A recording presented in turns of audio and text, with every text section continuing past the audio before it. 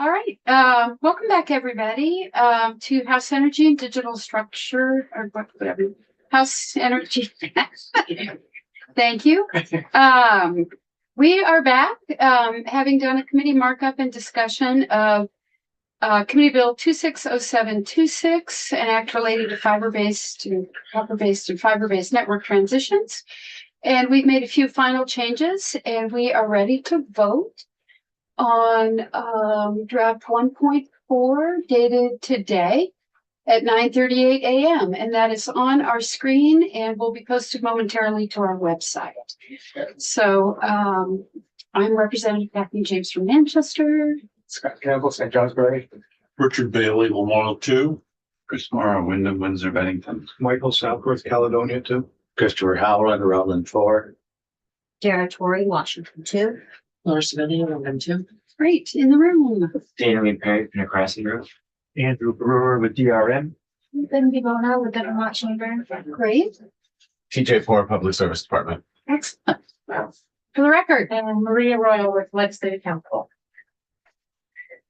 So, all the highlighting is gone, all the changes that you approved earlier are incorporated, and then the two revisions are on page 4.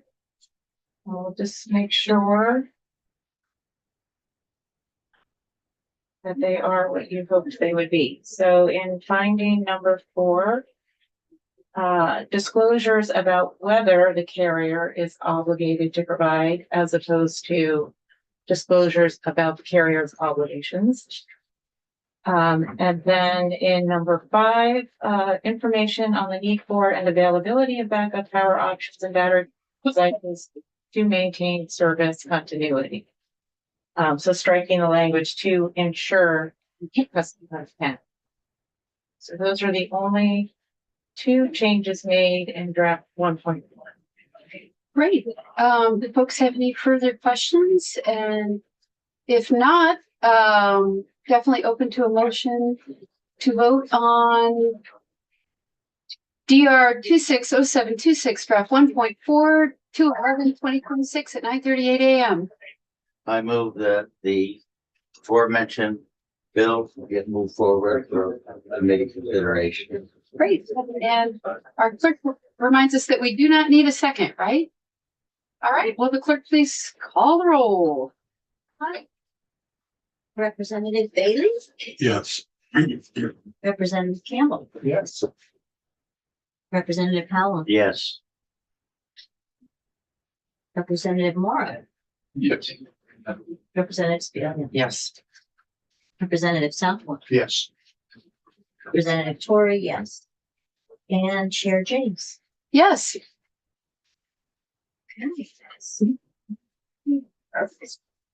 That's 801. The Holy Grail. And the report is Representative Sibilia. And we will put this on notice and it will move to the floor. So thanks, everybody. That was a good one. you're welcome.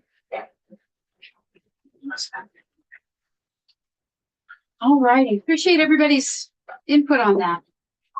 Love the result. Thanks, Maria. You're welcome. All righty. I think we can just shift gears. And we're almost even on time. So we are going to veer onto a different road and take some additional testimony about H716, an act relating to the net metering formula. So we have here Peter Sterling from Renewable Energy Vermont. Peter, you want to?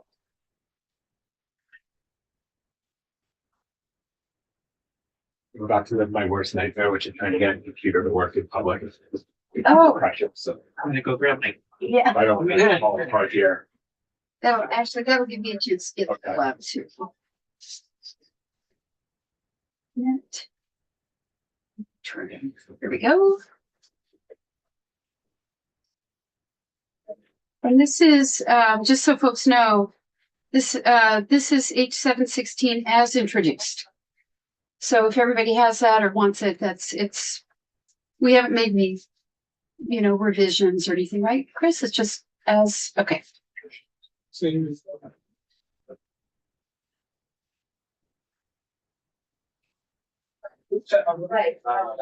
Does everybody know that Ryan Cochran Siegel took silver? Yeah. Yeah. We'll hear it on the board. Are you sure? Janet, it depends if Jed's here. He is. I was skipping into the building this morning. Literally. That's a big deal. Yeah. Yeah. Yeah, it's amazing. Not little ski mountain. Yeah, That tiny Really? thing that isn't even like barely a real run. the whole Yeah. Thing to be. sure, a roto, right? They have it underground though too. Yeah. I think into the Zoom, just a second here. Okay.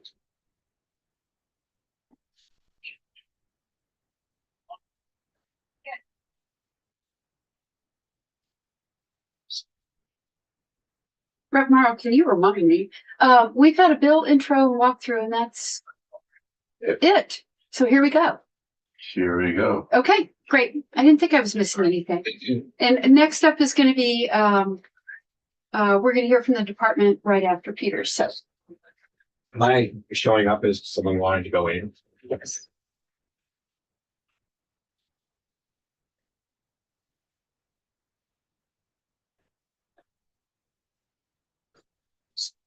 Right now.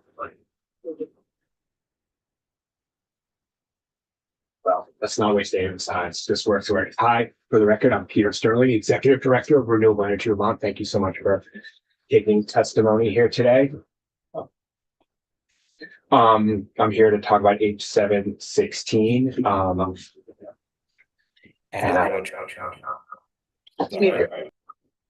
And then I'm going to share my testimony here.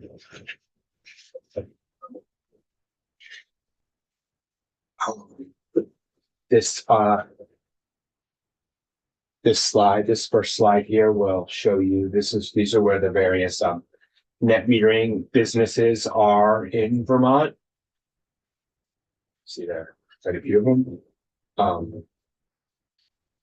So the reason we are here, I think, in part is because the Trump administration, Congress, have ended federal support for purchasing residential solar, our net metering program. The federal reconciliation bill passed last summer terminated the 30% credit for residential solar, previously scheduled to run through 2032. Simultaneously, the EPA withdrew $62 million in solar for all funding Vermont was going to get to help local Vermonters go solar. And it seems like this is the time for a Vermont response to ensure that we can go solar where we live and where we work. so Peter, just to slow you down, Always, Mr. Fast, right? let's stop you right there, Mr. Fast Talker. First time I've heard that. So, because we have a little, Yeah. we have a little bit of time, so Okay. no need to rush. So I just want to make sure. So we heard testimony about this at our big October Right. hearing. So the tax credit that would help individual Vermonters put solar on their home had been scheduled to run through 2032, and that ended that is ending. No, it ended. It ended on December 31st. Okay, that ended. All right, and then the solar for all funding, is that definitely gone? Well, it's in the Or is court that system. sti- It's okay, in the court it's being system, litigated. but it's Right. not going to be resolved anytime soon. Okay, I do want to be clear about the tax credit. The tax credit ended for Vermonters who want to own the solar on their roof.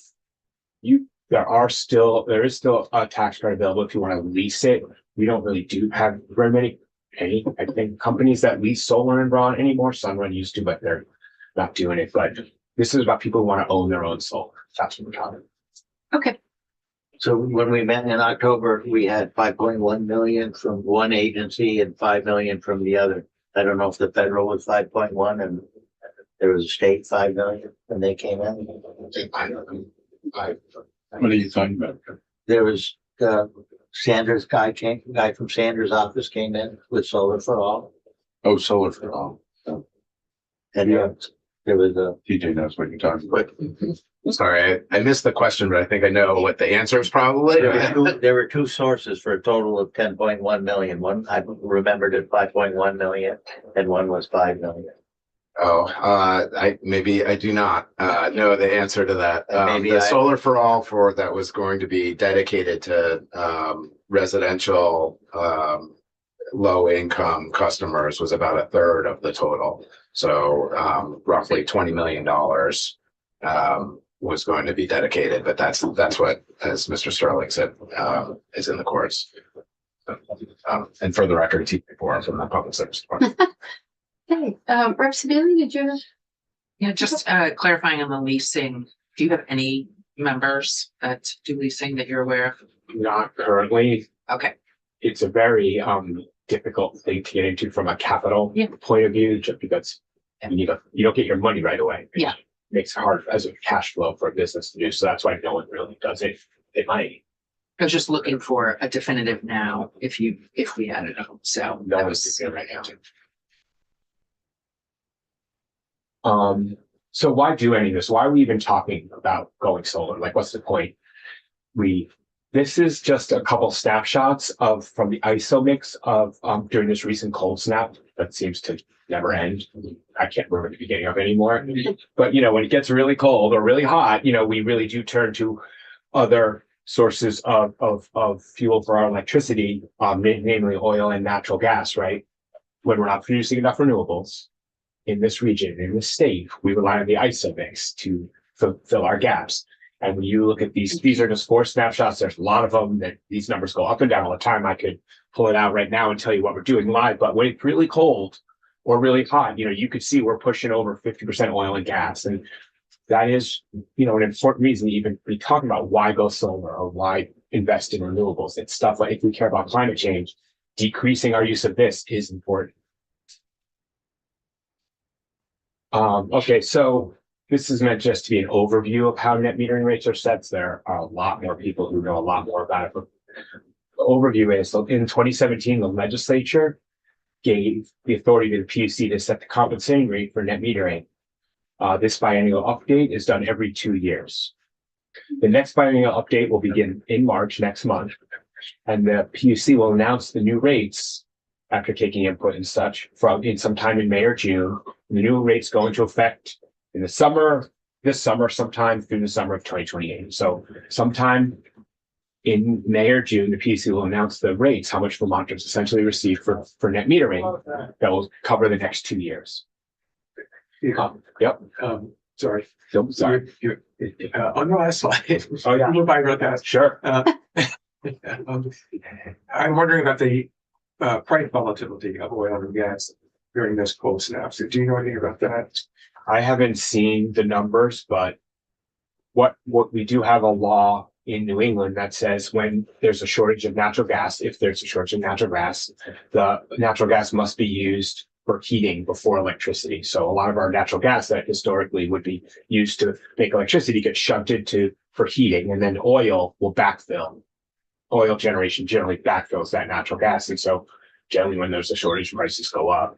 Vermont is generally more insulated from those price shocks because we have many long-term contracts for power than other New England states. We are not, the way our electric market is set up, we don't really play as much. We are less sensitive. Principally for hydro. But what? Principally for hydro. So we don't. So in other words, we don't really know what the price volatility during cold snaps for fossil fuels is. I would have to look it up. Yeah. I didn't have it, but it didn't go down. Probably not. Yeah. Okay. Thanks. That was just interested in the economics of it. I have charts from previous cold snaps where it shows the spike at the Yeah. time when the weather. So I can get you that chart, and it goes right up. I have seen that. Yeah. Yeah. And so I just don't know what the impact is on Vermont's Yeah. utilities rates We have much. or utility costs. I know it takes a while for it to impact. I'll bet you a guy named TJ Corp could talk a lot He might. about that. He might know. He knows a lot about that. yes. If you see him, ask him to come. Well, TJ. Rep. Civilian? Yeah, I was gonna note, I mean, the department collects this information monthly, I believe, right? They collect it regularly, so, I had, do you wanna, should we say anything more about that at this moment? No, I mean, TJ's up next. My question, and I don't want to take us too far afield, but going back to Solar for All, which is pause, do we have any kind of quantification, and this may also be a TJ question, what that would have resulted in terms of installed solar power in the state? How many? Yeah. TJ is the expert on that. I think it's probably around, for the residential side, there's probably around 1,000 homeowners were about in the ballpark of accessing arrays up to 5 kW. And there was many more megawatts of the stuff on affordable housing and then to the acre, but he's the one that did it all. Yeah, so I don't know that this is entirely relevant right in this moment, but I'm interested in that, just the impact on our overall potential to reduce emissions and need to. Yep. Well, that was all in our solar for all application to the feds, so we have that information. The department does. Okay, so net metering rates are set by recalculating the statewide blended rate and then deducting any negative rate adjusters that the PUC decides are necessary. The blended rate is a formula calculated by the department following a methodology in Rule 5.100. Is it kind of like an average or is it more technical? It's a little more technical. All right, never mind. Moving on. It's a formula Okay, and it basically goes up every year based on factors, right? And then the PUC, like I said, uses adjusters to then subtract from that blended rate. And the two adjusters that are used are based on the size or site of an array and whether a customer keeps or sells their RECs to a utility. So these are negative. So let's say the blended rate comes out at 18 cents and you want to keep your REC. That's a minus 3 cents off your blended rate. And then if it's a certain size, it might be another 2, you might end up getting 12 cents or something like that. So the adjusters are subtracted from that blended rate, and that's how much a consumer will be paid. for the power they generate on their rooftop solar. And so the chart here, I just show since 99% of people sell their RECs essentially to their utility, that's not an adjuster that comes into play all that often for residential net metering. So I just used on this chart the size adjuster. And so you can, and the next slide will have more detail, but you can see the statewide blended rate has generally gone up per that formula since 2021. And you can also see as the blended rate has gone up, the adjuster has also, the negative adjuster has increased. So that last column, despite the blended rate going up, Vermonters are receiving less money for the net metering credits they generate. Clear as mud? That actually is clear. to me. Clear. Wow. All right, there we go. Right. On Main Street here. Rep. Howland? The negative adjuster includes everything the net meter person generates and uses as it's being generated. Yeah, that's right. The negative adjuster applies to both power that's exported and power that's used behind the meter. And so this negative 4 cent adjuster is anticipated to go to -6 this Well, summer, correct? that is a decision that the Public Utility Commission will make. I would say that based on history, the PUC has increased the negative adjuster, and I think adding 2 cents, given the history on this chart, would not seem unreasonable. They could add a penny. They could do anything. They could do nothing. They could make it equal. But history has shown us that in general, the PUC has increased negative adjusters each biennial update. I don't know who went at first, so we all. And for reference, for reference, GMPs, so the statewide blended rate is a retail, and that's a blended retail rate. Right. GMP's rate compared to this is a little bit higher. Yeah. And Washington Electric, for example, is a lot higher. So the impact on customers in those territories, in terms of the gap between what they're paying for retail and what they're receiving. That's right. There's a difference in different utilities. I mean, I forget the exact rule. Of course, the TJ will know it. You have an option whether to use the statewide blender rate or your own, depending on what you're doing. Who has an option? The utilities. Utilities Yeah, I'm not gonna answer that question. There is some flexibility about whether you use the statewide blended rate or your, the one that's calculated for you. I don't have that on top of my tip of my tongue. I have a classic. So can I just ask TJ that question? Because it looks like he knows the answer and wants to say it. So yeah, that Who has the option? Is it the utility or the customer?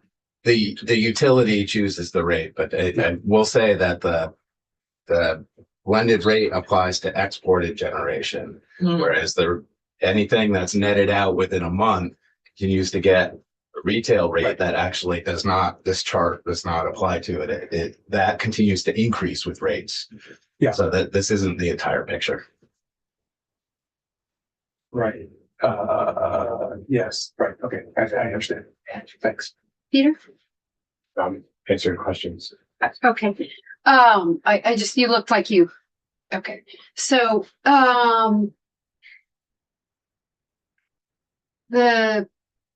this classic 101 Cath question.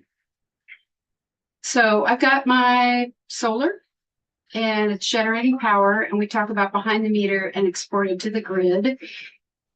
Just a super simple question I have is that power, is my house actually using that power and then exporting the extra to the grid, or is it an accounting thing where we're keeping track of how much I'm exporting, keeping track of how much power I'm using, and then it's just math? It's just the math. You're Okay, that's what I thought. using the way electricity generally works is Right, just flows out. flows out, and the We're keeping person that track of needs how it, much I'm flowing out, and then and then we keep track of how much I'm using every Right. month. And exported is just, it's a math thing. right, Okay, and you have yep. Right, so, but the people that had their application date prior get the latest blended rate. Their blended rate goes up every Right. year, but the adjuster only affects the applicant in the year that he made his application. So he stays in a per se graduating class or application class. Yep. But his adjuster goes up as the retail rates. And that's why we said compensation rate in year one, Thank you. because All right, yeah, all right. what you're saying Okay, is absolutely right. Yes, and just for edification, the current Green Mountain Power residential rate's 21.47 something, 475, but 18.3, it probably got 19 point something in June of 24, as I recall. Rep Sabili? So I'm trying to make sure I understand in this place as well. So the net effect of what we do to existing customers. So is this our net meterers? So what is the net So effect? Representative Holland's right. So what happens when the blended rate goes up? It goes up for everyone. So for Your adjusters stay the same for 10 years, but your blended rate goes up for everyone. So your adjuster, you get locked into for 10 years when you first come online, Right. but your blended rate, goes up. But when you're sitting down, like here's the thing, when you're sitting down with someone who you want to go solar and you invite Catamount Solar to come in your house and talk, they factor in this.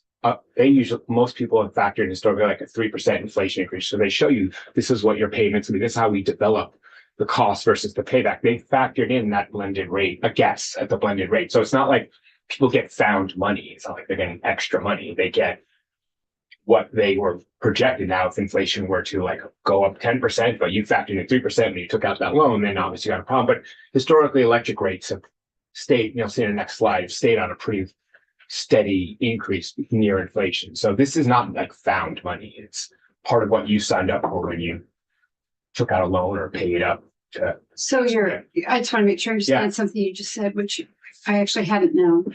So the statewide blended rate goes up for everybody. Yeah. But as a net metering customer or exporter, your compensation rate is set in year one and it's locked for 10 years and then it expires. I thought you said Your adjusters are set for 10 years. And then Rates fluctuate. the rate fluctuates, but your adjusters are set for 10 years. Afterwards, the adjusters then fluctuate yearly. And so the people that applied 2015 and before had a positive Yeah. 5 cents to zero. That 5 cents to zero goes away in 10 years, Yeah. as does the -4 go away in 10 years. No, the negative ones always stay, actually. The negatives do Yeah, the not negatives stay, the positive adjusters go away. If you have a positive adjuster, those go away after 10 10 years. years, but the negative adjusters stay for the life of the Yes, system. that's right. Okay, that's important. Yeah. And this is all something that the consumer is, the developer talked to the consumer about in the beginning. So none of this is relevant to what happens with net metering anyway, because they paid their price for their array, they wrote their check or took out their loan, and it's in theory balancing or doing whatever with their electric bill, and then they just keep on moving. So it doesn't impact a consumer's decision really. Like they made this decision upfront to go net meter based on how much it was going to cost, based on these assumptions about what the adjusters are, what the blend rate's going to be. And so, this is all like really behind the curtain stuff that doesn't once the consumer most of the time sees the bottom line, oh, it's going to cost me $27,000 to put this array on my roof. And this is the monthly cost. This is my bill. I'm going to electrify. Oh, that makes sense. Then they do it or they don't. Right. So all of this is just. It impacts their decision. Yeah. You can run the 100%. math, Yeah. 100%. right? But but once they decide to do it or not do it, then nothing changes on them. Right. That's what I'm But saying. Right. Okay. So just another visual way of looking at this. So this just shows you the adjusters. The blue is the adjusters for arrays that were up to 150 kW, and the yellow are below the smaller ones, under 100. And you can just see that they decreased over time. I didn't get onto this chart, the 2025 number, which hopefully it texted to me. It's about 25 mega. All right, so see these dots on the right there, the decrease. So last year in 2025, we went through the EPUC and we found about 25 megawatts of solar were put up. So that would be closer to the 2023 number. So you can see in general, we're putting up less net metered solar than we did in years past. I think a large part of that, honestly, is with the res reform and with PUC decisions on the last few years, the big net metering arrays, the 150s, the 250s, the 500s in the fields, the virtual metering, those stopped happening around like 2021, 22 in mass. So I think that is also contributing to this, what's happening here in this chart. Okay. So we can just see net metering, as we increase the negative adjusters, there is generally a decrease in how many people are net metering. This is kind of an important point. Estimates, we're going to hear a lot about net metering cost shifts, and that's been talked about a lot in committees. The cost shift includes a dollar value on the lost sales to utility, meaning when we hear the cost shift number from net metering, it includes a figure of lost sales to the utility, meaning I've generated 8 kW at my house this month. That's 8 kW I'm not buying from my utility. There's a dollar figure on that utilities count as a loss. Right?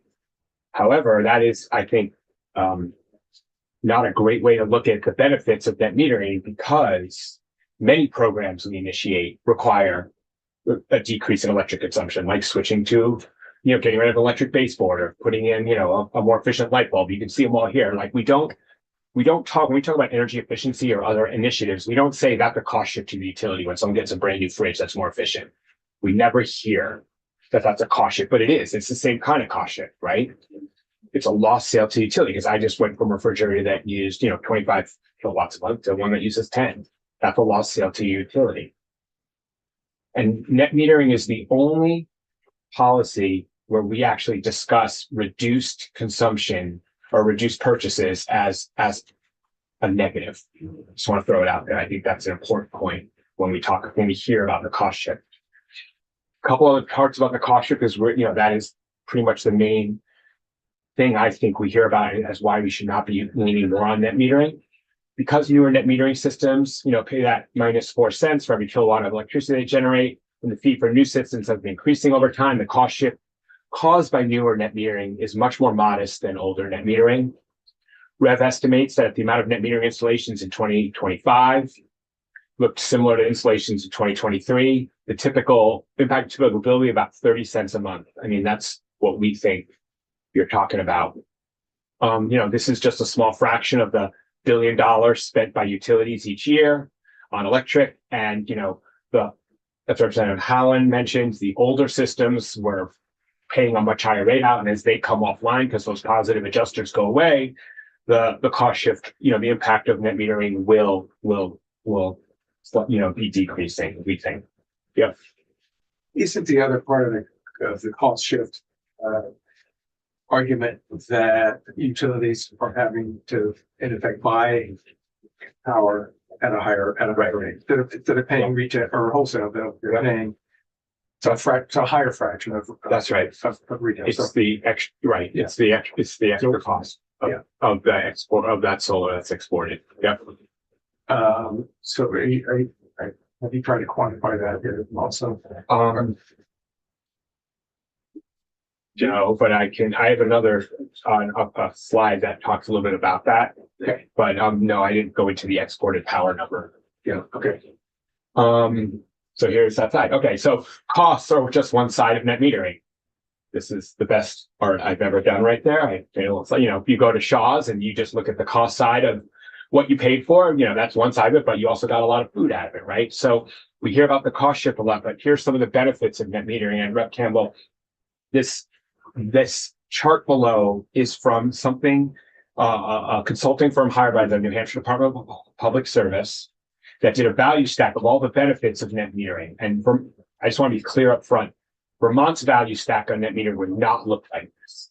We have a much different solar penetration, much different energy portfolio, but they add all those little colors on the right there. Those are the benefits of behind the meter generation. And when you add on to all of those up, Dunsky, this firm, found that in many cases, the value of net meter generation, behind meter generation in New Hampshire, again, just in New Hampshire, was around 17 cents a kilowatt hour. So that is, that's a lot of value to utilities and all of the savings on these. Now, ours, we don't have a value stack like that for net metering, but it certainly would be, it would certainly decrease the amount of expense associated with the purchasing of that power you mentioned, right? Because we have the social cost of carbon in there. Oh, yeah, no, I'm not talking about the benefit side. I'm fully with the argument that we have to quantify. Yeah. And monetize the benefit side. And what I'm saying is, right now, I think, generally the number the Department of Public Service uses, 6 or 7 cents is the avoided cost of solar metering. If you just went onto the grid to try to buy solar, and most times it's 6 or 7 cents a kilowatt hour. That's just a pure, dollar amount. That does not include, right now, it would be a pretty big delta between, let's say, the 14 cents you get for net metering and 6 or 7 cents in what it costs. That delta is the cost shift, that 8 cents for that power you mentioned, right? But when you start adding in some of these savings, that delta would shrink. And that's why we have not been able to quantify that, because we can't do all of these numbers at REV. Like, we don't have that capacity. Yeah. And that's why we've not been able to really quantify that. But again, some of the benefits of net metering: increased grid resiliency as people go solar at home and have behind the meter generation, decreased transmission costs. There's many good jobs around the state.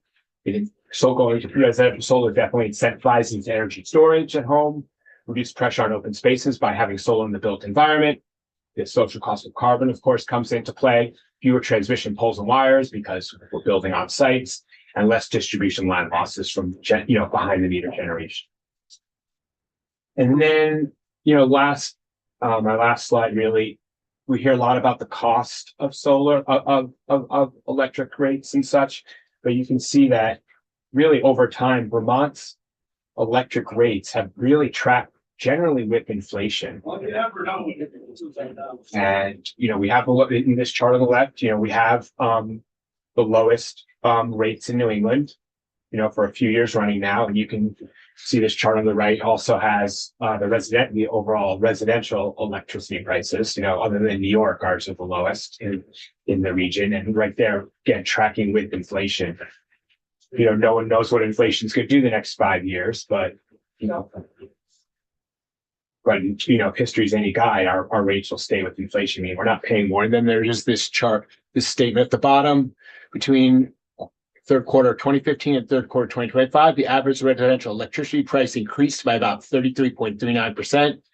The consumer price index for the Northeast rose by 33.37% over that same time period. Again, just reinforcing that for Vermont in general, electric rates rise with inflation. They're not it's not like healthcare or some other sector where you see just such a much more radical increase than you justify by inflation. So that's really my whole thing. That's my whole spiel there. I think H716 would be an incredible start to helping more Vermonters go solar at home. And I hope we can have a vibrant discussion about doing something along those lines. Mara? There's two elements of the bill. One is the negative rate adjustment, but the other element is the behind the meter solar. Do you have any comments on the benefits of that? Sure, thanks. In general, most times people do policy. I think it's agreed that you want to tax a bad thing and incentivize a good thing. That's generally how we try to do things. And behind the energy storage is generally considered a very good thing for resiliency, for climate reasons, all that.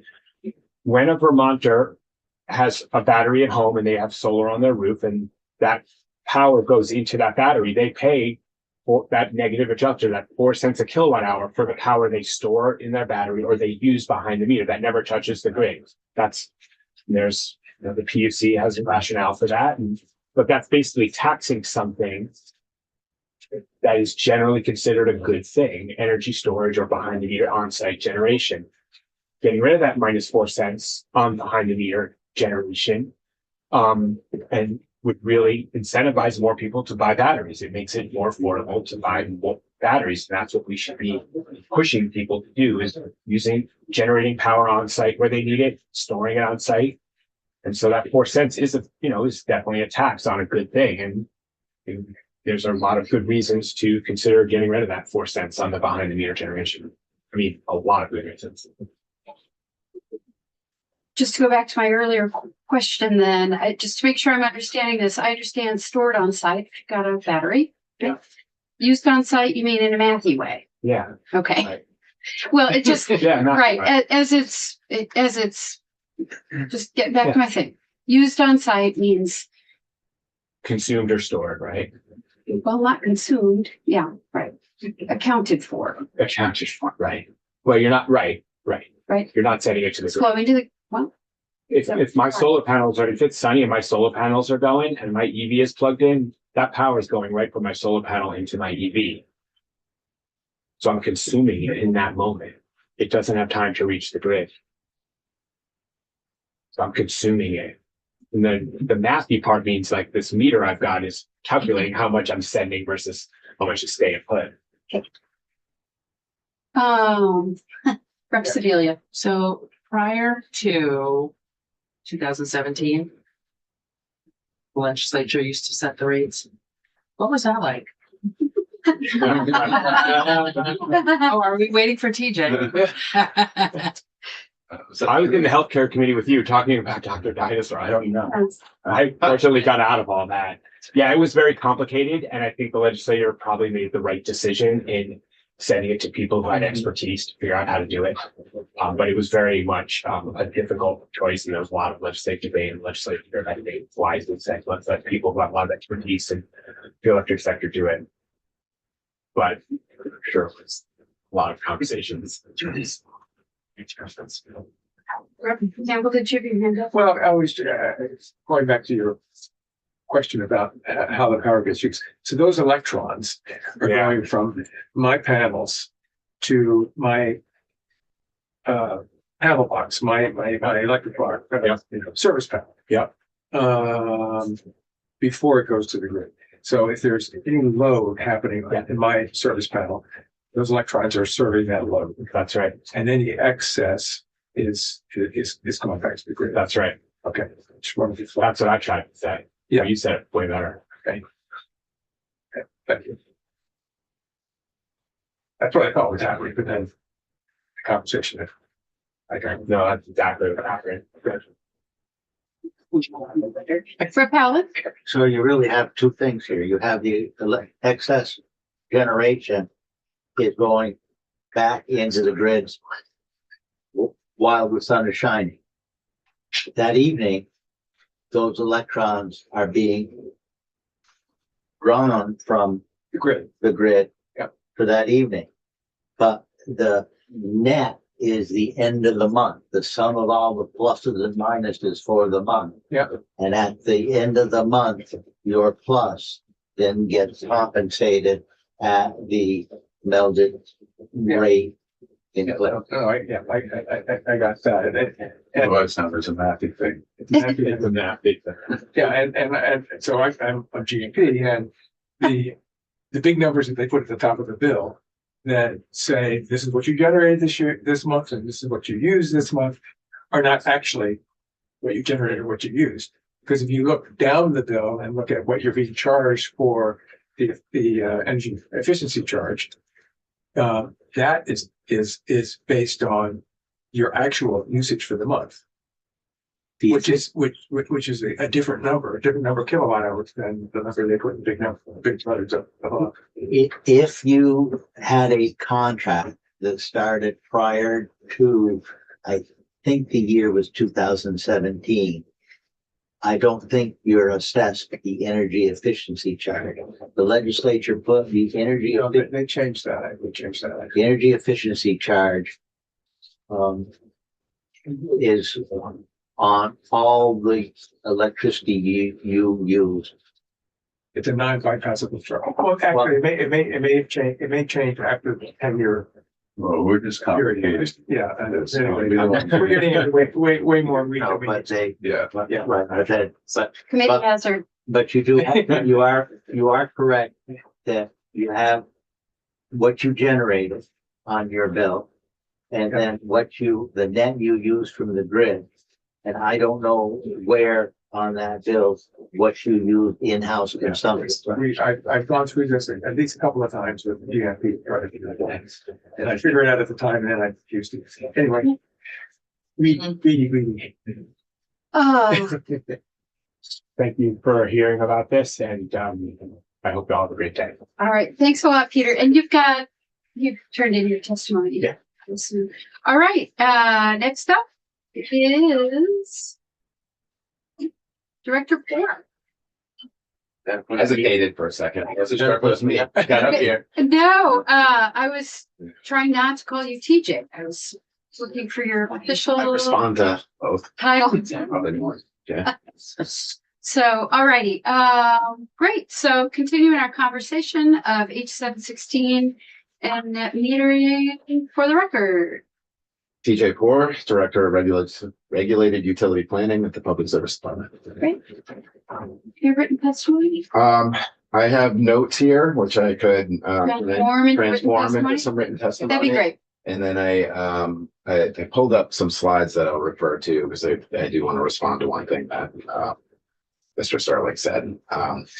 But really, I'll start with one thing that I agree with that Mr. Pearl said is that he said in response to Representative Sebelius question that the legislature made the right choice to send the metering rates to the people with the expertise to set the rates. And I agree with that.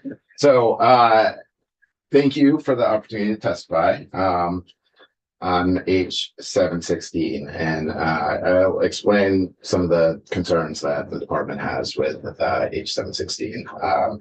One, we believe it would lock in upward rate pressure. Two, it will not support any progress towards greenhouse gas reductions, period. And three, it creates some complexity and confusion around billing, which I'm actually not sure will be even feasible for all utilities. So I'm going to talk about that a little bit.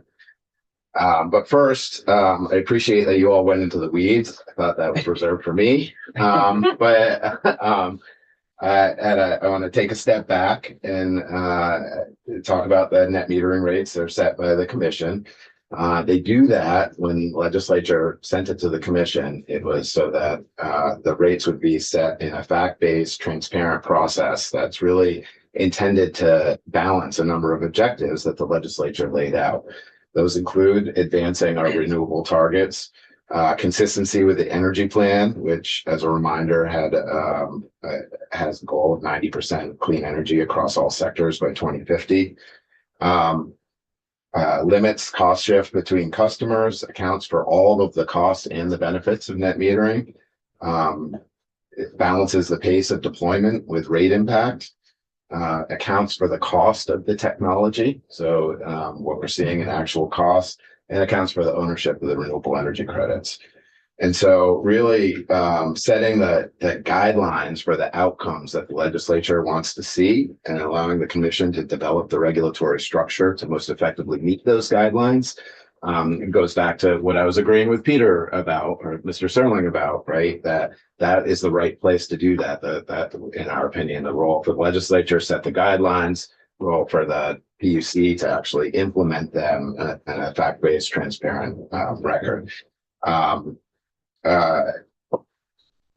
Really, if there is a specific pace of net metering that the legislature would like, then the legislature should say, we want this much net metering, and then the PUC would design the rates to that.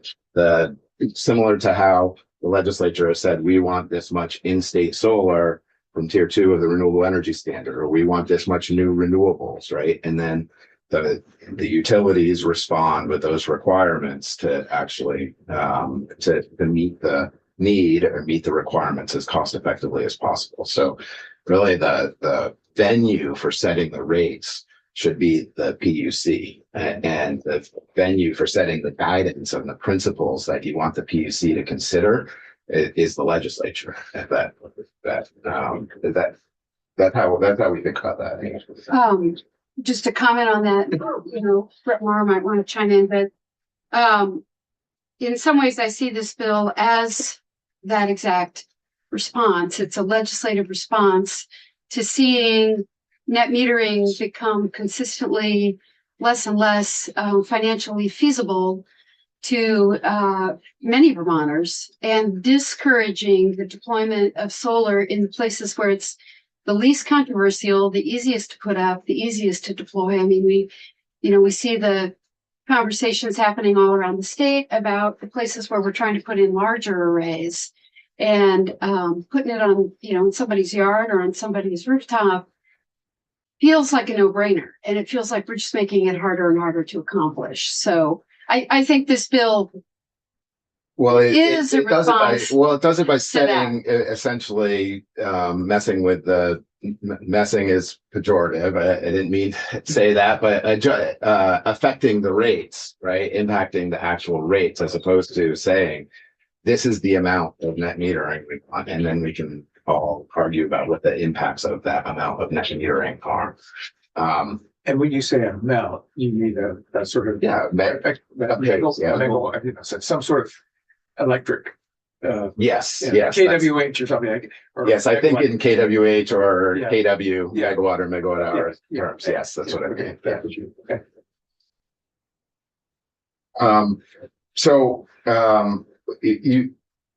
Chair James, you mentioned less and less financially feasible. Mr. Sterling mentioned $27,000 to install a net metering system. That is not financially feasible for most Vermonters, no matter if we change these rates a little bit. Where these net metering systems are now going in for people who can afford it, either who can take out a loan and have the wherewithal to do it and the financial capability to do it, or they just have cash up front. And everybody else pays. I'll get into the costs and benefits in a little bit, but so this is not going to impact that. It's going to continue to have everybody else pay in a regressive manner for the people who can afford to install net metering. And again, no impact to greenhouse gas emissions, which I'll get to in a second. So talking about the adjusters, Mr. Sterling's slide was actually useful in that respect. The adjusters have gone down historically, but that doesn't mean the rate has gone down by the same amount because the adjusters are in balancing all of those different items. The PUC is also balancing the actual the fact that rates have been going up. It was mentioned that rates have gone up with inflation. GMB just filed for a 7.5% rate increase. Inflation was not 7.5% this year, I don't believe. I think it was much lower than that, right? I showed you a chart when I was in here talking about the annual energy report of the last few years of rate increases, many double-digit rate increases, and some as much as 25%, much higher than inflation. If you go back to 2015, yeah, that looks on average, but the last few years have been a different story. So, but what I was talking about before is to the blended rate. It applies to exported generation, so that which is not netted out within a month. So that what is netted out within a month, that compensation for net metering continues to go up with rates. And so that 7.5% rate increase from Green Mountain Power, the net metering customer who's offsetting their behind the meter generation will see 7.5% more if that was to be approved, 7.5% more of compensation for that which is netted out within the month. So if the chart that Mr. Sterling was showing is only part of the picture, and that there's a portion of it, a portion of the compensation when they set the rates went down a little bit, and another portion continues to increase with retail rates. I'd like to pause on that. Because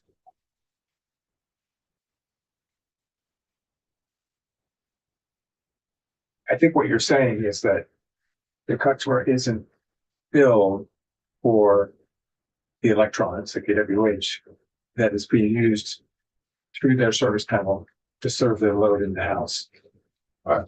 No, that's not what I'm saying. Okay.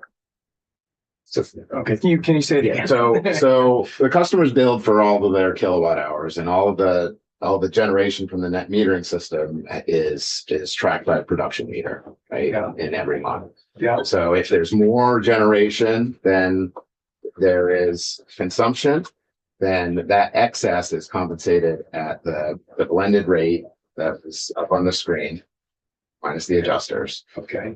But the portion that is not excess, that offset within the month, gets retail rate. Is the retail rate, right? Okay. So in certain months, right? So it's in certain months, right? In December and January, it will all be the retail rate that is offset, right? Because it's very unlikely that you're going to generate more than you use. But in April and May, there's some of it will be that. Okay. And a good portion of it will be exported, the excess generation. Okay. Yeah, that's very helpful. So I can understand that. Thanks.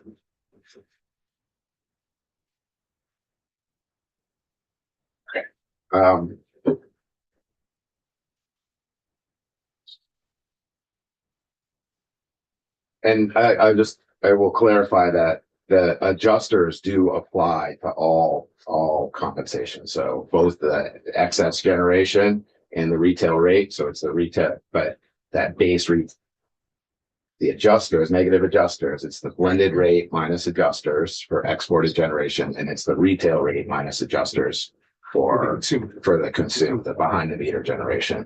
And so then, but then that portion continues to increase as rates increase. Okay.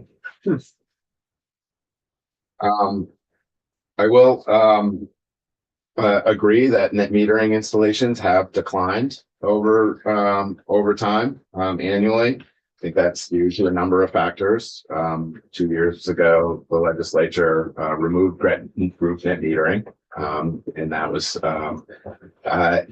an expected outcome. And so I caution against kind of legislating again to fix that expected outcome that we all planned to happen. I think group net metering was already declining, in part because available sites were harder to come by, and that there was a desire to have preferred sites and have solar on preferred sites. If you remember 10 years ago, there was so much solar, it was going everywhere, and communities were pushing back. We had Act 174, 2016 because of it, to give communities more say in siting. And the net metering front, there was legislation that directed them to push generation projects onto preferred sites. And that made it harder. And the way the commission did that was through adjusters.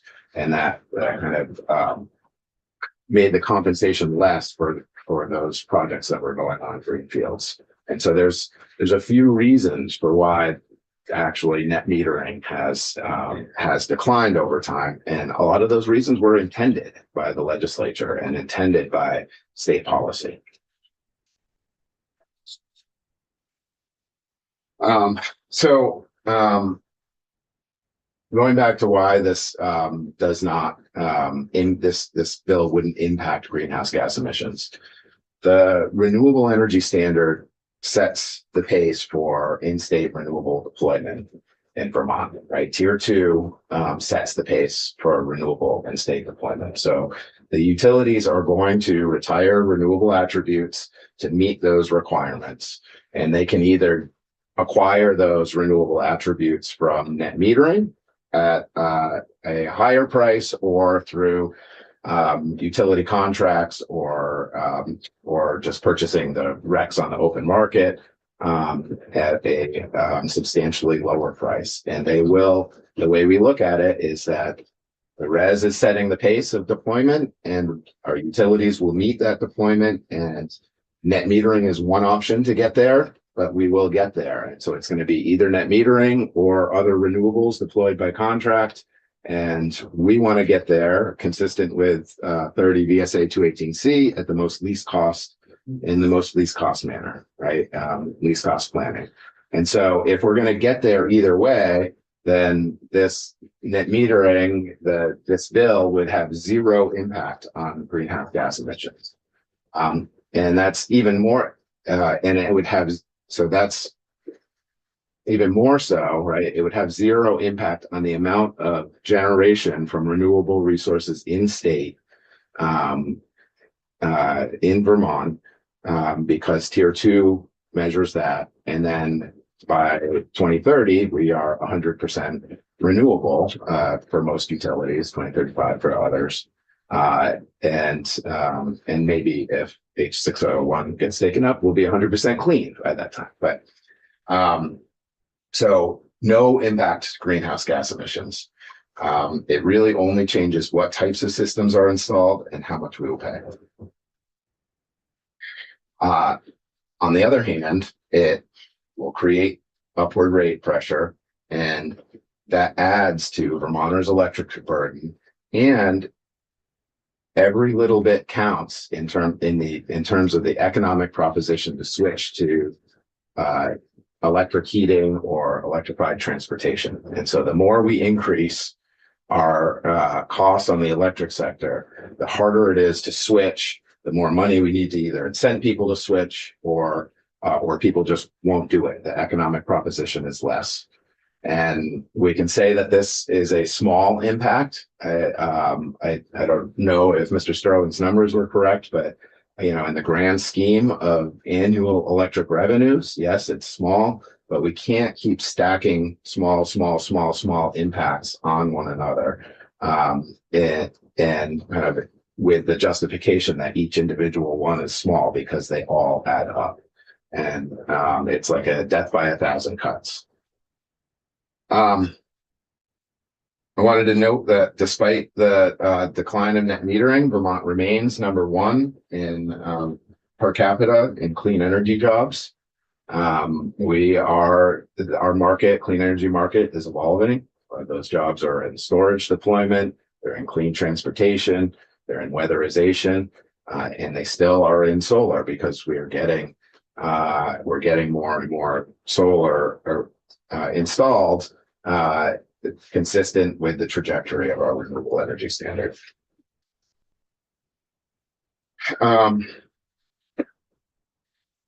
Okay, so a functional question, I guess, here is that in H716, there's no adjuster on behind the meter consumption. So, that means, as defined in that statute, electricity that's used or stored on site without first passing through the provider's electric meter or otherwise reaching the grid. And that builds on a concept that net metering is like efficiency.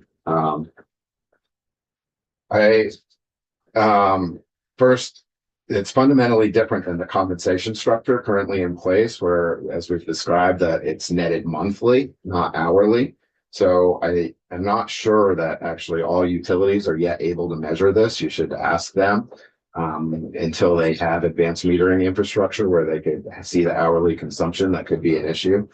But really, net metering is not like efficiency. It is in those hours that it does not export to the grid, it can look like efficiency, but really in many other hours, it is exporting to the grid, and then you're taking energy back, exporting to the grid, taking energy back. So it's really, we can't look at it like completely like efficiency. In the past, the Public Service Department actually proposed that anything on an hourly basis that only offsets your consumption, you just offset your retail rate on that. But anything that's exported, then you get paid what that power is worth on the market. And I'm going to talk about the cost stack or the benefit stack that you could calculate there. But we suggested that in the past in a number of different venues, including the legislature. It didn't go anywhere. So if we do want to treat that portion like efficiency, then we should treat the other portion like the power supply resource that it is. And so, and the department would be very open to that formulation as we proposed in the past.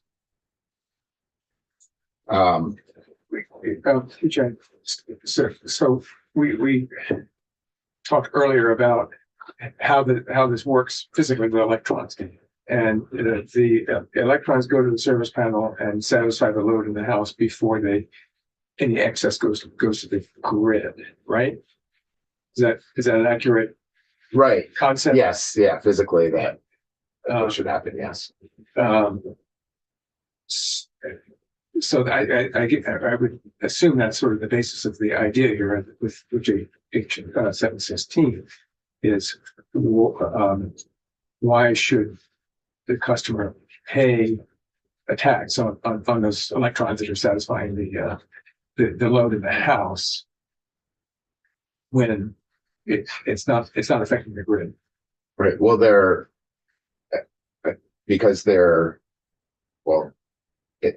that could be okay, except for we need to also address what's being exported on an hourly basis. We can't just address one side of the equation. So what our proposal in the past has been is to do just that, is to say, if you're using it behind the meter, it's like you never used electricity from the grid, right? But when you're exporting it, you're using the grid.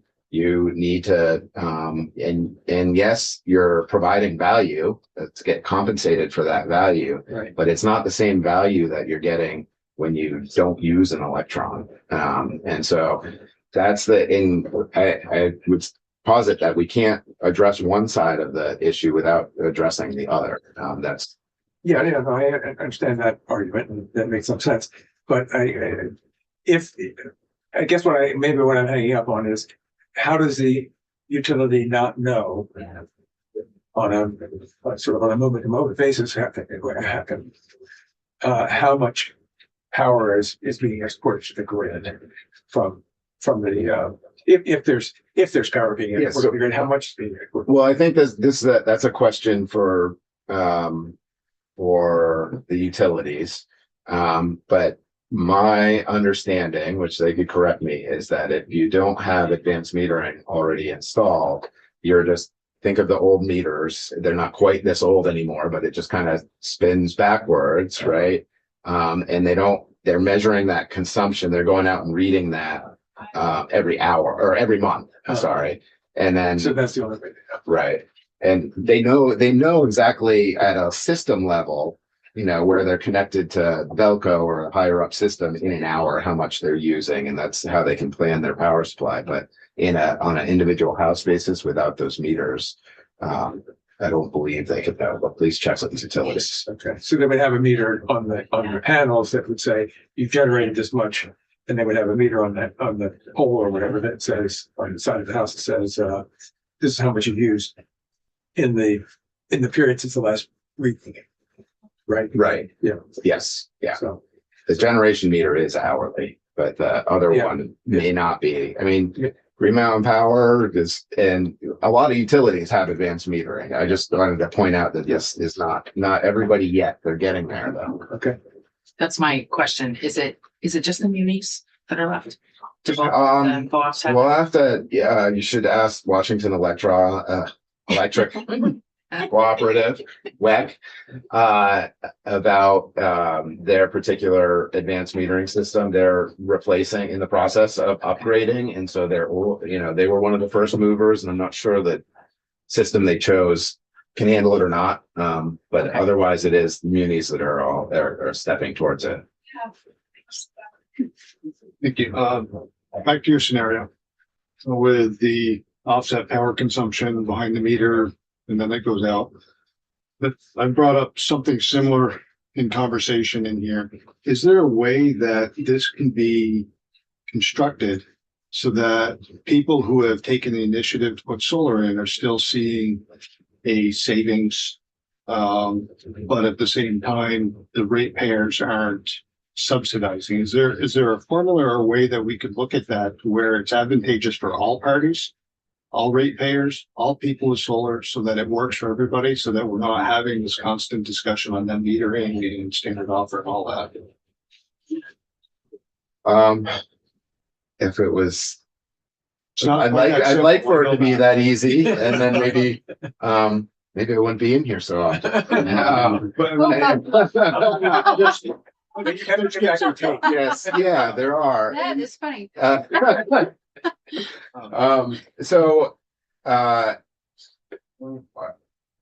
So I think what we're talking about, and hopefully what we're talking about, is everything just going forward, first of all. And so historically, like, people got the deal that they got, and nobody's trying to change that, right? There's like, Actually, kidding. well, no. And so, but going forward, is there a way that everybody benefits? I think it's just the balancing act that, if it's net metering, just the economies of scale, right? A 5 kW system on a roof is going to cost more than a larger system on a per megawatt hour basis. And so it is the balancing act of all of the objectives that you all have put in for the PUC to consider in trying to get the right level. So there may be some cost shift, maybe that cost shift is worth it. There may be, and it just really depends on how you weigh the different factors. So I don't know if there's not a clean answer to that question. I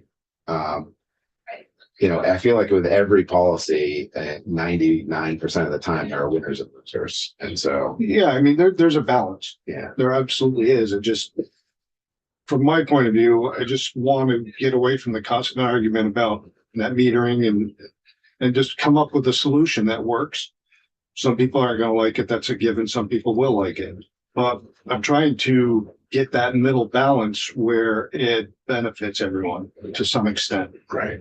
Well, I mean, we've long thought that our proposed solution, where it is on, if you're offsetting consumption in the hour retail rate, and then if you're exporting, you get compensated for what it's worth.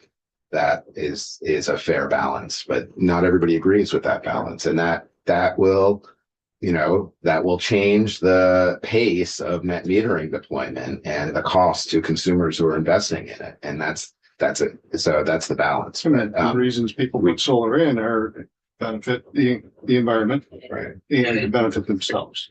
So that balance has got to be looked at as well by the people that are actually doing it.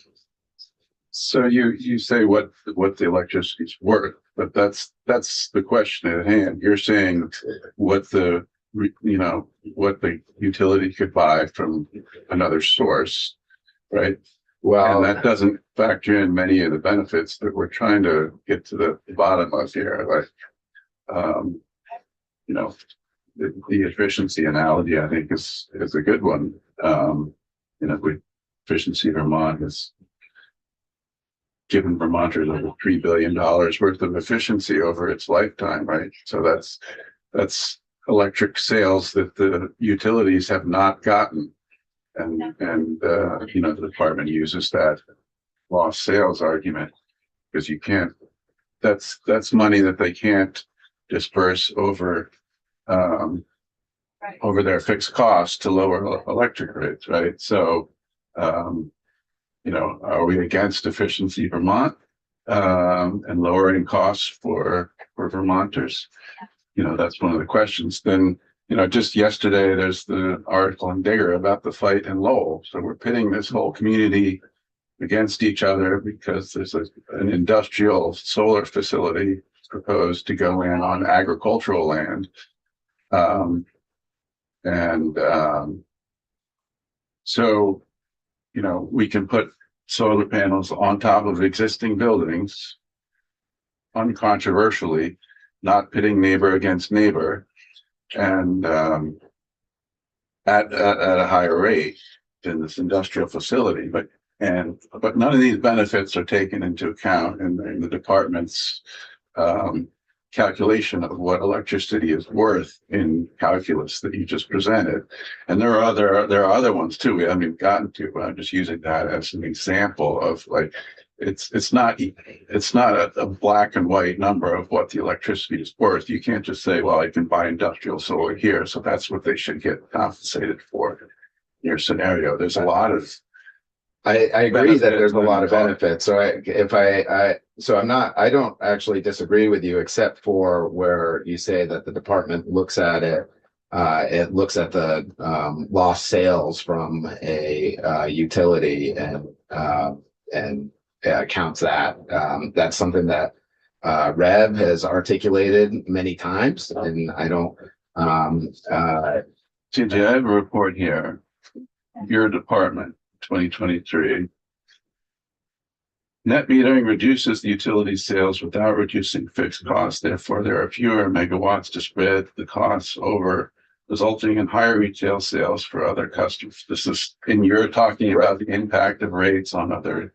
That's a general thing that happens, but when we're evaluating the benefits and costs and a benefit cost analysis of a policy choice, this is more how we look at it. And so this is the study we did in 2023. This is not net metering. This was in the RES context. And I know there's a lot of controversy about this, but this technical analysis was done by Sustainable Energy Advantage, respected consultant in the industry. We had a stakeholder advisory group that included Renewable Energy Vermont and several developers and utilities. And we went through and talked about what the costs and benefits are. This chart is to I can make it bigger here. Yes. Oh, darn it. What is RIM? That's the rate impact measure. So that was the naming convention that Sustainable Energy Advantage used. That this is like the costs and benefits to the utility system. I'll show you a societal one in a second. And these are the costs and benefits under the different scenarios that were evaluated. And I don't bring this up to talk about the numbers per se, but just the categories of benefits that are on the right side. I have that right here of your chart, right?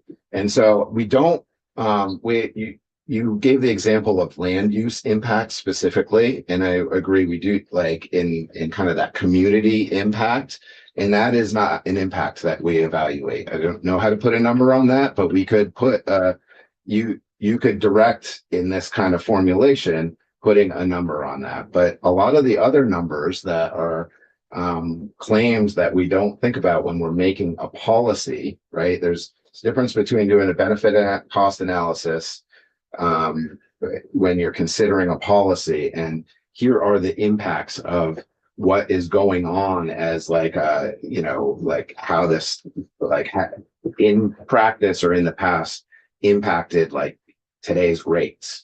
And so that's why there's a difference between what's in the report and what I'm sharing with you now. But these are the list of benefits, right? And you can see there's the red is the cost under these scenarios. And this, again, this is mostly like the res as a whole and showing the overall cost of renewable energy.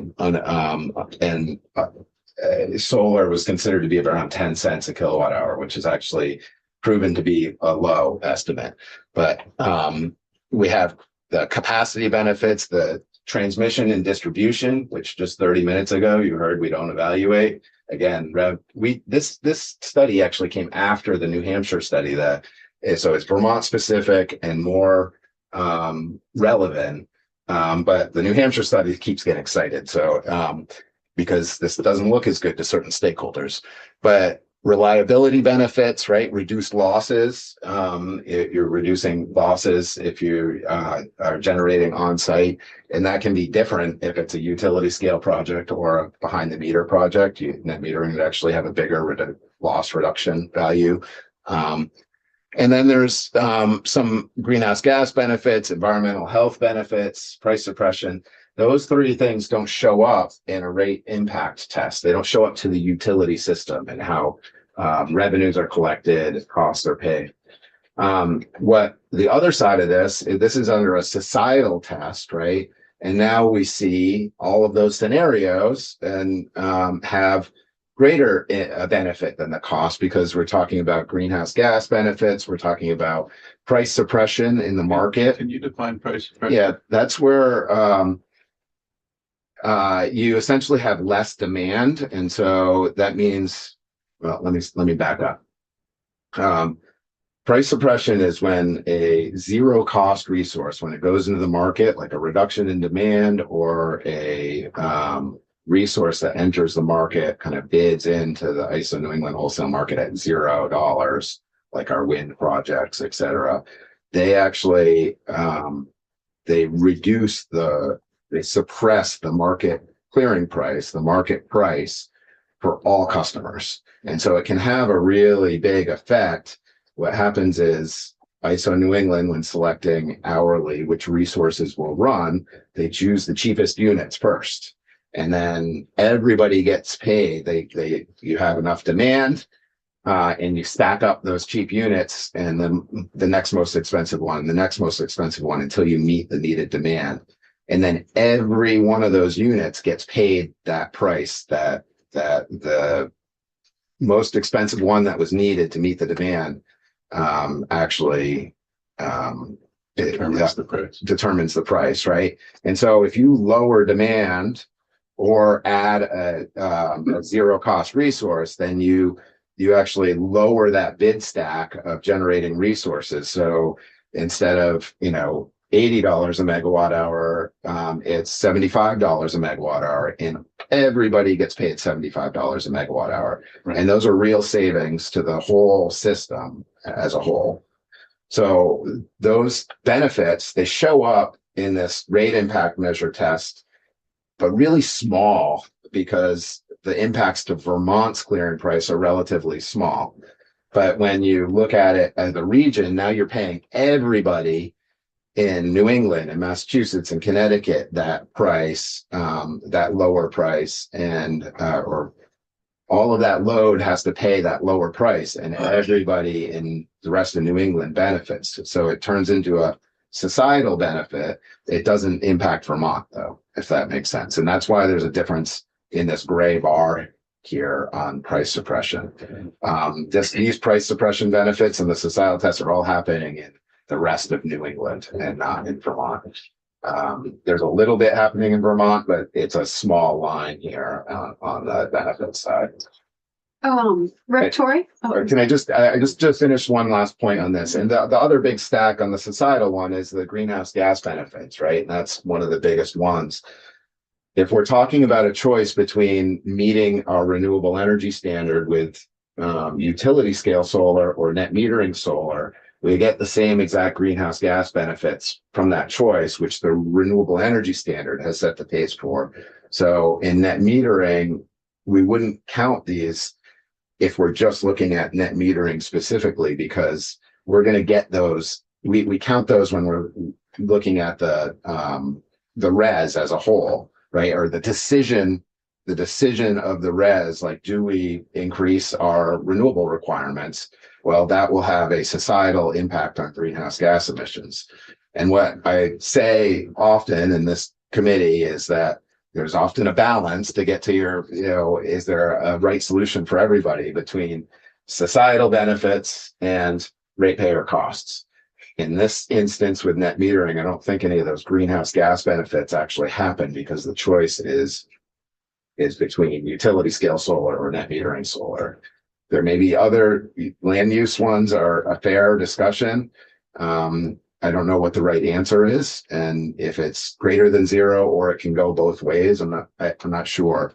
I would need to think about that some more. But I just want, before I get to it, Troy, I just want to respond to the conversation, that we've all been having about cost versus benefits. And I just want to zoom out for 1 minute and kind of try to reset at a higher level, which is that, the nation's and Vermont's transition to renewables are facing devastating rollbacks at the federal level and setbacks at the state level as well, setbacks and hurdles at the state level. And when you talk about needing a balance and wanting to try to incentivize, the good things that we want to achieve, I feel like we so often focus on very small cost shifts and use that as a reason to stop good work. And you said every little bit counts. And I would say, yeah, on the flip side as well. Every hurdle we place in the way of Vermonters being able to deploy solar on their own roofs in a way that is non-controversial, financed largely by the homeowners, doesn't get into big siting battles, is something we should be encouraging, especially if the size of the cost shift is so small. So I look at your argument and I turn it on its head and say, if we use a tiny cost shift as a reason to stop all this good work, then we're just dead in the water. So I feel like we often get a real forest for the trees problem. well, I mean, if you're defining our goals is to make sure every Vermonter can put solar on their roof, that's a different goal than the construct that the PUC has. If the priority is greenhouse gas emissions, then I think my argument that there's no change in the amount of greenhouse gas emissions is different, right? And so it really depends on what you want to prioritize. And so do we want to have a small cost shift to have people who can afford it save money on their electric bills, or and install solar, or do we want to get the same amount of electrons from renewable generation for a slightly lower cost? And those are fair trade-offs. Those are the trade-offs, or some of the trade-offs, not even all of them. And people can have different opinions on those, but I think that I just want to.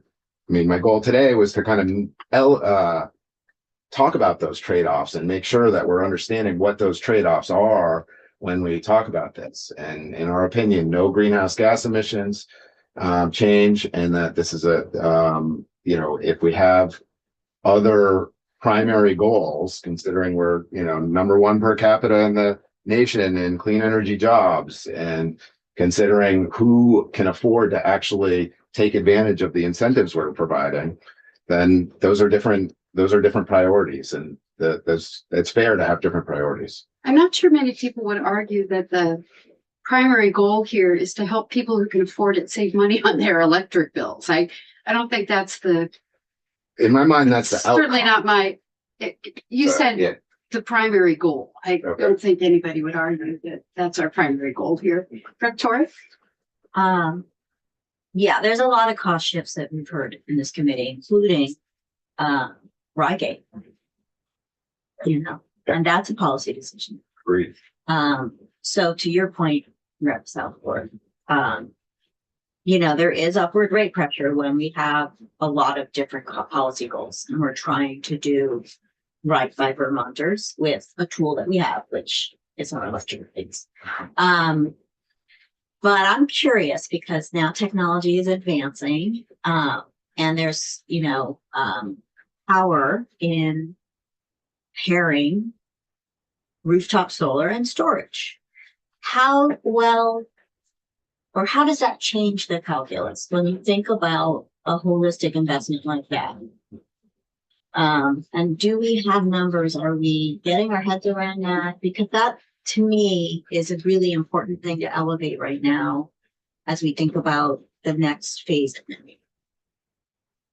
So the way we have looked at storage is kind of individually, because you could have the storage join a solar unit, or you could have it separately, and you get similar benefits from that.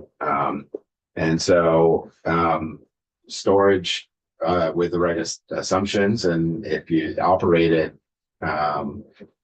in a manner to reduce peaks, and you could actually there's a benefit stack there. Mm-hmm. If we add storage to the to kind of a net metering rider on the tariff or something, like, then you would need to think about the cost of the storage also and see how that balances out. How does it, is more storage, is more solar being provided at better times to increase some of those transmission and distribution benefits? And you need to kind of do that calculation. But really, I think you can isolate the storage costs and benefits, and it's almost the same calculation. I'm not sure it changes, because you're still reducing those peaks and using and acquiring that value from reducing peaks with storage. That's the primary value.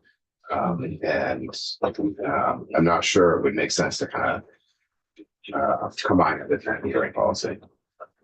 So we still have federal incentives for storage, right? Yes. Because that's part of, I think, the intent behind this bill is that we have this huge roadblock right now for solar, for, rooftop. But yet we don't have the same one for a battery. So I'm just wondering if we could look at making a short-term subsidy so that, and then mitigate it further with incentivizing the batteries. And that this overall, the cost shift would be low and more palatable. Mm-hmm. Oh, sorry, Representative was next. And Yeah, I mean, the whole virtual power plant element of this is very real and a very big benefit. The reality on the ground is, the vast majority of batteries are going in conjunction with net metering's residential solar, right? And so it's a system, and it makes sense if you're installing, solar on your house to incorporate batteries from a resilience point of view, which is another kind of unquantifiable benefit. But it's also great benefit to other ratepayers because of the peak shaving, the ability to control load on the grid. And I'm sure we'll hear from Green Mountain Power about this, but there's all kinds of corollary benefits to having this virtual power plant in Vermont. And that is, I think, relevant to the net metering discussion. I don't think it should be viewed in isolation. Yeah, I'm not sure that the vast majority of batteries are going in with solar. I haven't seen that data. I don't know that that's true. It'd be good to ask Green Mountain Power about that. And see if they know. But there's,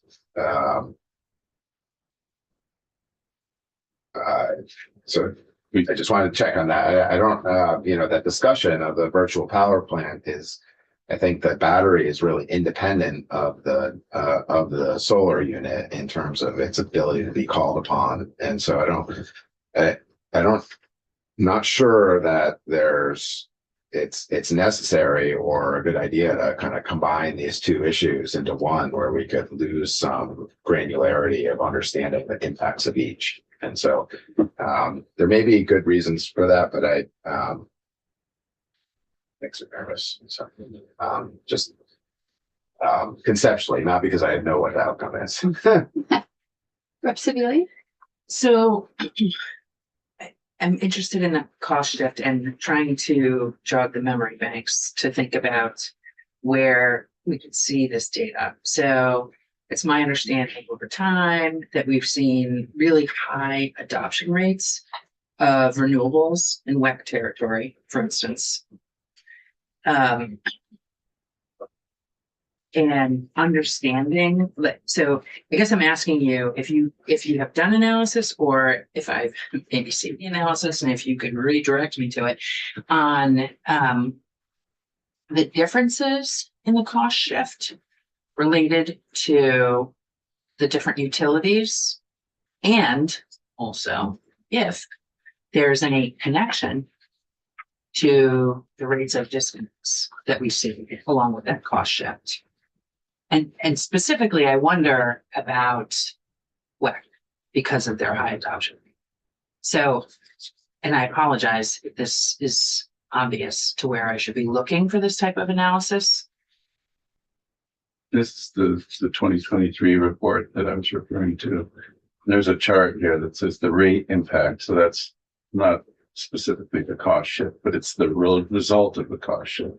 WEC was, I'd like to get information on how this is calculated, but the WEC was at 4.2%. And that's high, but GMP was at 6.5%.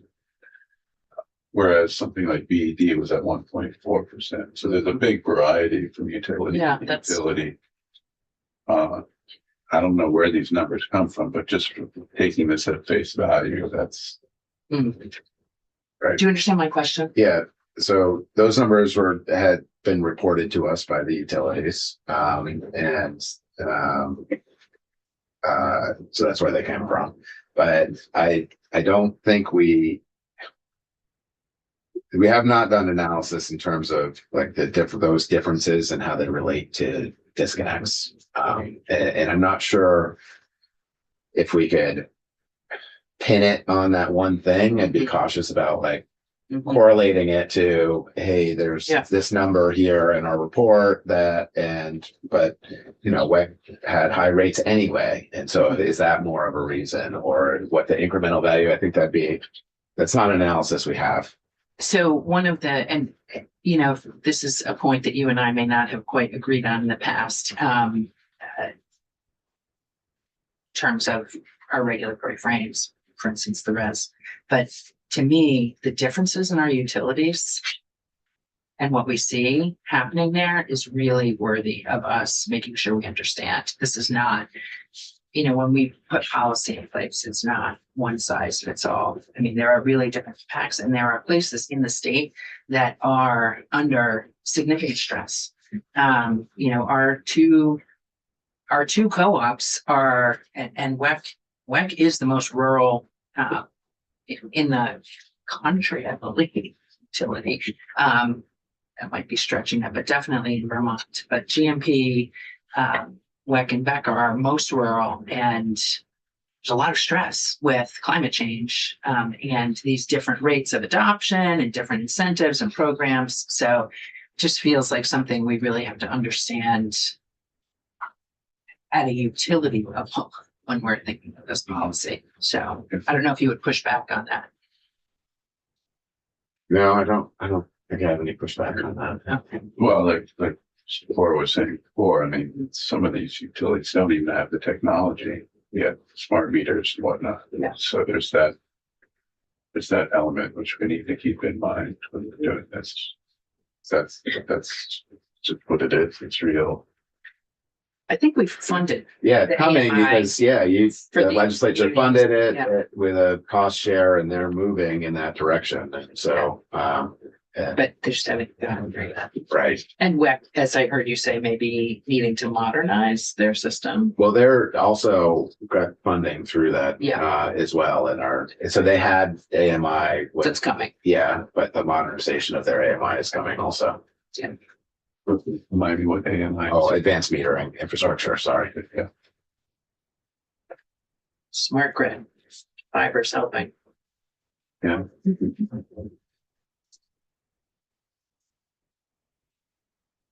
Okay, that's all I had. For today. I know you're coming back, right? I am Yeah, great. back tomorrow. All right. Well, thanks a lot, TJ. We really always appreciate. Oh, oops. So the group net metering is gone, and the group net metering was the community sites that built maybe less than 150 kilowatt. Right. And then people bought in, they subscribed to portions of that production of that site. That was one type of group net metering. Correct. The other was the person who could put the site on his garage, say an equipment garage, a very large garage down the road, but the office is up the road in town. He used to be able to manufacture the garage and get credit for the electricity that was used at the office. But that's gone away. No more. No. Mostly, there's one exception, I think, if it's adjacent, if that garage was Right. kind of. That adjacent properties. Yeah, within that right. rule, or yeah, there was a whole rule Right, about so that. there's, but you could- mostly gone, yeah, it but was you up to could- 500. You could put it down in the industrial section of town where you're maintain your equipment garage and sell it to the office up in town. Right, you used to be able to kind of combine your. Combine them, you could, Yeah. matter of fact, you could manufacture it in Rochester and sell it to your, use it in Brandon. As long as you were in the same utility. Right, yes, same utility, but that's no more. correct. And what happened Largely. to people who missed the vote and developed this stuff? Developed a field that's not on a contended adjacent property. What do they have to go into a power purchase agreement with the utility? Yeah, yes, I mean, there was a year or potentially more. But so there was a little bit of a runway, not a huge. Now, yes, if you had a site and you still want to develop, it's either a purchase power agreement or you sell it into the regional market, which is, it all goes to purchase power agreements because our utilities can provide more value to the market because of some of the benefits of losses or reduced behind the meter. That's the alternative to somebody Right. who may have developed something Yes, yeah, without regard for whatever this change of date. Yeah. And that was on the date of application for the, what I'm actually not sure. I don't recall what the threshold was. I think it was, for the certificate of public good. So most of the time it was applied by this date for your CPG, but you could, it doesn't matter. yeah, but everybody's too late The if they're date's going to do it yeah, now. right. Yeah, Right. so I'm not sure what the No, I threshold have- was. Yeah. I have a constituent that was asking, Okay, and that's the reason for that question. And makes sense. I only know what the developer tells me. I don't know all of that. Did you have a nice New England question? The 4% that Vermont pays for transmission upgrades. How is that? That's 4% of what? How is that calculated? Our portion and what I'm trying to get at is any of the price suppression on other New England states factored into, do we get any credit for that in that calculation, the 4% that we pay for? Not in the price suppression, but it would be in an avoided transmission and distribution value. And so In general, right. So there's generally we assign a value actually similar to efficiency in this regard. That is reduction of transmission, right? It's actual transmission build, right? Load growth related transmission build. And we would say, okay, the peak is happening at 7 at night. Solar has a little bit of value if it's a summer peak. And summer, it's not. If it's a winter peak, probably not. Right? It's dark, but that value would be assigned to storage. It has, maybe a 5% or a 3% coincidence factor at that time. So if it's a 1 megawatt project, you get like 30 kW of value against like the deferral avoidance value of a big transmission project. And so in a societal basis, you would count that whole value, and then how that plays out to Vermont rates, you would just apply 4% of that value. But you also have the opportunity to, sometimes Vermont load changes impact transmission projects in other states, right? And so generally we just would apply the whole value and not 4% of it. So if we're avoiding a T&D constraint, like an actual physical project is deferred or avoided, we account for a value for that. It's like $80 a kW or something. all right, so you went way into Yeah, sorry. energy geek there. Sorry. So just Easy to just to happen. take a step back, okay? I think I'm a little bit more. I'm sorry. confused.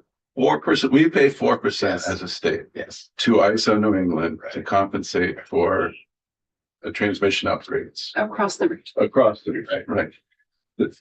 How is that 4% calculated? Okay. So it at 4% is our share, it's kind of our average share of the monthly peaks. So our share in some months of the say take Velco as our system, right? Velco's share of New England's total load at ISO New England's monthly peak every month for the 12 months. On average, we're about a 4% share of that, and that's how that's calculated. So it's just Velco divided by the entire region. And if solar is assumed to be operating at that time, at the time of the monthly peaks, we'd actually look at every month and say, okay, 0 in January, 0 in February, because those peaks are at 7 at night start, but you get 10% of the value in other months or whatever. That's how you would count the value from that. So theoretically, 10 or 15 years ago, when peak was earlier in the day, there would have been a lot more benefit. Yes. Like at a 4 o'clock peak. Yeah. Solar is a lot more of the benefit than 7 o'clock. Agreed. Right. But so the cost suppression that you had in your slide now, it lowers, it doesn't really give us that much benefit on that. So it's not taken into account in that 4% number. So that what I showed on the slide was kind of forward going, right? So the historical, if you were to go back and look at what the value of the solar that we have installed now is, I think methodologically you would say, okay, our load was X. Our load would have been this, but for the resources we have, and that delta is, maybe it changed what time the peak was or whatever, but you could find a delta in there, and that would be benefit associated with like the historical solar. Going forward now, you just assume what time it's going to happen. And it's not in the price suppression value though, it's in the transmission benefit value. Price suppression is just like the energy markets and capacity markets. Mhm. Yeah. Okay, that's helpful. All right, sorry, I went back into geek mode. Yeah, you lost me there for a minute. Yeah. On that note, where's my gavel?